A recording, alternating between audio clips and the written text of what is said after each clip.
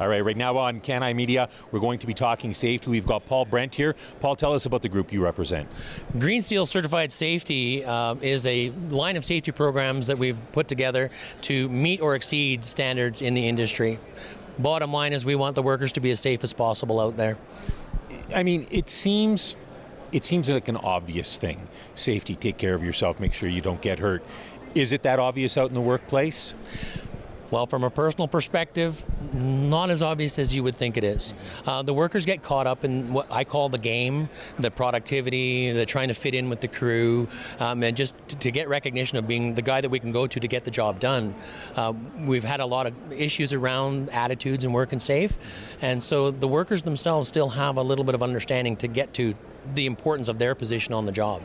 One of the things that I've often heard with the petroleum industry is people say, we want to make sure that our workers get home safely and in one piece, which is not the mantra that you hear in a lot of industries because you don't have to half the time.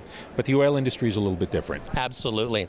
I'm happy to promote that in the oil and gas industry, and stepping one step outside of that, we also promote that into general industry as well. Our product line does cover everybody. It's not specific to oil and gas, but it is a huge message. And one of the hardest things for us to do is to get home. You know, twice a day we face one of the biggest risks in the job is driving. And how well are you going to get home? How do you find the attitude is when it comes to the petroleum industry? Do they look at safety the way that you think they should, or do you think a little bit more time needs to be spent on it?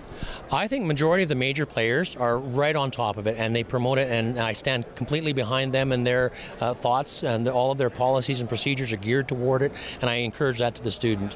What I find is a lot of the contracting companies below that may not be as high priority, may not quite have the same attitude. They're trying to gather the work, and they will work according to companies' policies, but they may not have the complete attitude to support what they're saying. As the trainer, we've had people come in, I've been through this 8 times, or I've been through this before, why do I have to do it?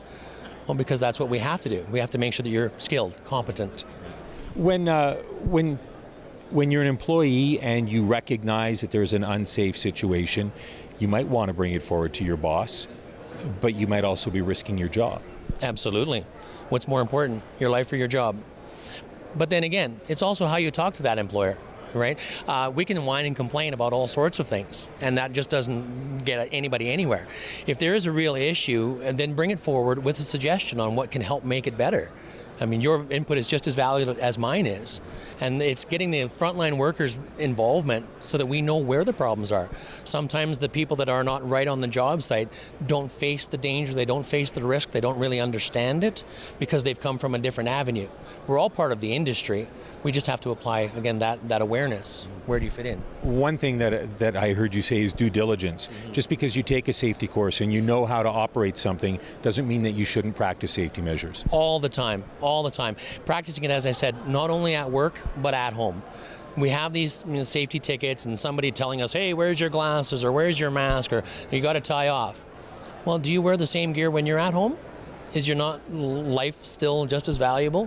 Mm-hmm. And it's not by necessarily what we say, but it's by what we do. So I myself, I have got 2 twin boys, they're almost 4, and I'm so aware of everything I do now because they're just little parrots. They mimic everything that I do. So that attitude and what we teach them is what we're looking at, the home safety, the life safety, as much as it is at the work site. Okay, so is there a danger that we take it too far? One of the examples you gave was putting on glasses. I've been putting on glasses since I was in grade 3. Unlike you, I've never poked myself in the eye. And so, as you admitted when you were up there, is it taking it too far when you're trying to point out what seems like the obvious to people? Some people take it that way. But I'm just another person, and if I can see it that way, then I know for sure there's another person out there that may see it the same way.